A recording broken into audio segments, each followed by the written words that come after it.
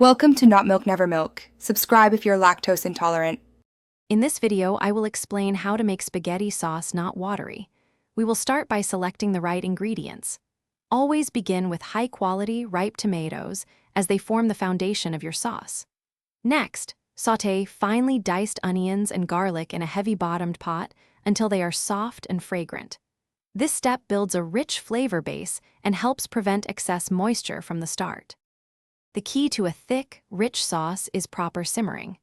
After combining your ingredients, bring the sauce to a gentle simmer. Leave the pot uncovered for at least 30 minutes or even up to an hour, allowing excess water to evaporate. This process naturally concentrates the flavors and thickens the sauce.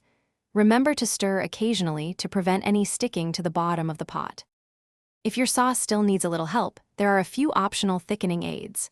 Stir in 1 or 2 tablespoons of tomato paste. It adds both color and a deeper flavor. For a quick fix, a very small amount of cornstarch slurry, made with 1 teaspoon of cornstarch and 1 teaspoon of cold water, can be whisked in. Finally, a handful of grated Parmesan cheese can also add richness and body. For the perfect finish, cook your pasta al dente, meaning slightly firm to the bite.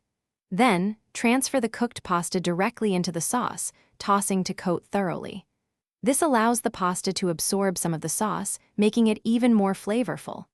Let the combined dish rest for about 10 minutes before serving, and garnish with fresh basil or parsley for a vibrant touch. Thanks for watching. If this was helpful, leave a like and consider subscribing. See you next time.